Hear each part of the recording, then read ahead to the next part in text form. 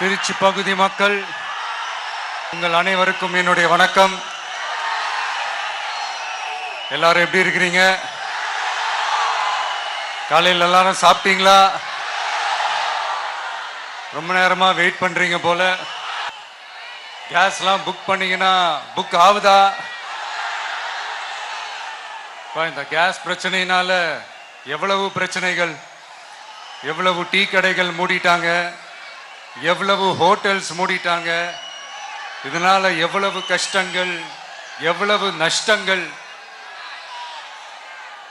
அவங்களாச்சும் கொஞ்சம் உஷாரா இருந்திருந்தாங்கன்னா இந்த கேஸ் தட்டுப்பாடை கொஞ்சம் கண்ட்ரோல் பண்ணியிருக்கலாம்.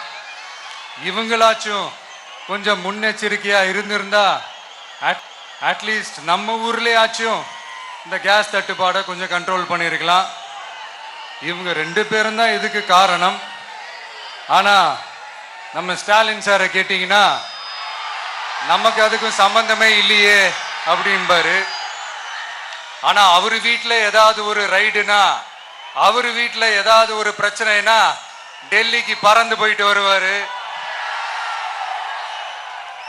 இந்த கேஸ் சிலிண்டர் பிரச்சனைக்கு கொஞ்சம் டெல்லிக்கு பறந்து போயிட்டு வரலாம்ல, கொஞ்சம் பிரயோஜனமா வச்சு இருக்கும்ல. கேஸ் சிலிண்டருக்கு மானியமா 100 ரூபாய் தருவேன்னு சொன்னீங்களே, என்ன ஆச்சு? கரும்புக்கு ஆதார விலையா 4000 ரூபாய் தருவேன்னு சொன்னீங்களே, என்ன ஆச்சு? இந்த ரேஷன்ல சர்க்கரை 1 கிலோ எக்ஸ்ட்ரா தருவேன்னு சொன்னீங்களே, என்னாச்சு? ரேஷன்ல உளுந்தம்பருப்பு கொடுப்பேன்னு சொன்னீங்களே, என்னாச்சு? நானும் இது எத்தனை வாட்டி ரிப்பீட் பண்றதுன்னு எனக்கு தெரியல. நீட்டை ரத்து செய்வோம்னு சொன்னீங்களே, என்னாச்சு? சோ இதெல்லாம் எதெல்லாம் அவரால் செய்ய முடியாதோ அதையெல்லாம் பொய் வாக்குறுதிகளா கொடுத்து ஏமாத்துறது தான் இவருடைய வேலையே. இப்ப அடுத்த செட் ஆஃப் இந்த பொய் வாக்குறுதிகளை ரெடி பண்ணிட்டாரு. அதனால அவரை மாதிரி நாங்க பொய் வாக்குறுதிகள்லாம் கொடுக்க மாட்டோம். மக்களுடைய தேவைகள் என்னன்னு சரியா புரிஞ்சுக்கிட்டு அதுக்கு ஏத்த மாதிரி தான் நாம செயல்படுவோம். 6 சிலிண்டர்கள் தாய்மார்களுக்கு கட்டணம் இல்லாம அன்னபூர்ணி சூப்பர் 6 திட்டம் சொன்ன மாதிரியே நிறைவேற்றுவோம். கல்யாணம் ஆகி போற நம்ம தங்கைகளுக்கு 1 பவுன் தங்கமும் பட்டு சேலையும் சொன்ன மாதிரியே கொடுப்போம். 60 வயசு வரைக்கும் இருக்கிற குடும்ப தலைவிகளுக்கு மாதந்தோறும் 2500 சொன்ன மாதிரியே கொடுப்போம். என்னுடைய அம்மா, அக்கா, தங்கைகள் எல்லாருமே தமிழ்நாட்டில் எந்த மூலையிலிருந்து எங்க வேணாலும், தமிழ்நாட்டுக்குள்ள எந்த பஸ்ல வேணாலும் ஃப்ரீயா சொன்ன மாதிரியே ஃப்ரீயா போகலாம்.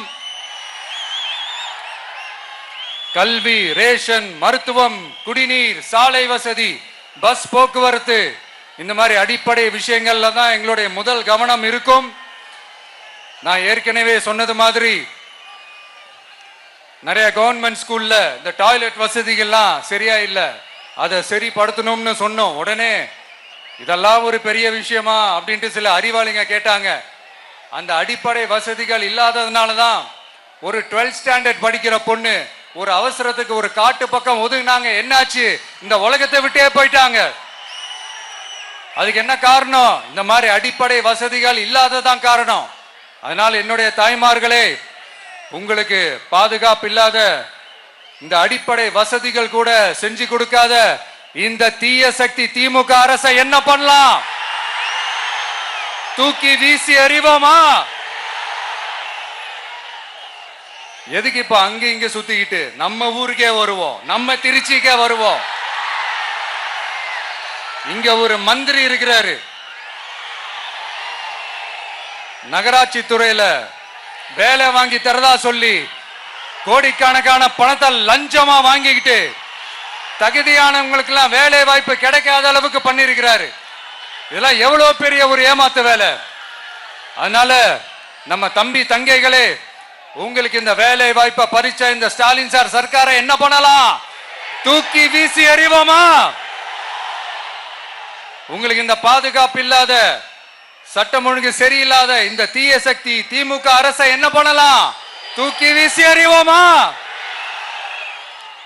நகராட்சி துறையில மட்டுமே 1000 கோடிக்கு மேல ஊழல்னா, அப்ப மத்த துறையில எல்லாம் கொஞ்சம் கணக்கு போட்டு பாருங்க, தலையெல்லாம் சுத்தி போயிடும்.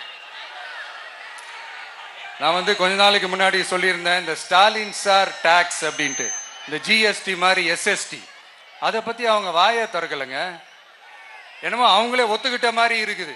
ஆமா, இப்படி ஒரு டாக்ஸ் இருக்குது அப்படின்னு அவங்களே ஒத்துக்கிட்ட மாதிரி ஆயிடுச்சு.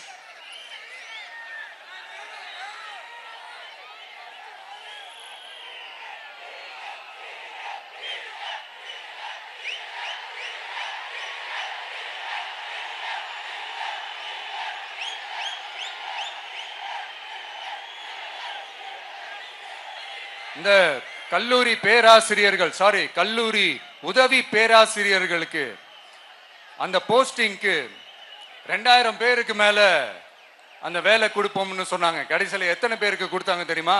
வெறும் 5 பேருக்கு. 2000 எங்க, இந்த 5 எங்க?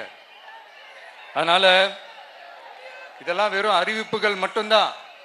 இது மாதிரி லட்சக்கணக்கான காலி பணியிடங்களை நிரப்புவோம்னு சொன்னாங்க, அதுவும் என்ன ஆச்சுன்னு தெரியல. இதெல்லாம் வெறும் அறிவிப்புகள் மட்டும்தான். இதனால ஒரு யூஸுமே கிடையாது. யூஸ்லெஸ் கவர்மெண்ட் இது. அது மாதிரி 100% ஒரு நியாயமான ஒரு ஆட்சியை நாம கொடுப்போம்ங்க. 100% நீங்க இந்த விஜய நம்பலாமுங்க.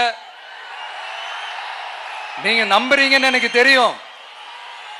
அதனாலதான் என்னுடைய சொந்த பந்தங்களாகிய உங்ககிட்ட எனக்கு அந்த உரிமை இருக்கு. எனக்கு ஒரு வாய்ப்பு கொடுங்க, எனக்கு ஒரு சான்ஸ் கொடுங்கன்னு உங்ககிட்ட கேட்காம வேற யாருக்கிட்ட நான் கேட்பேன்? அதனால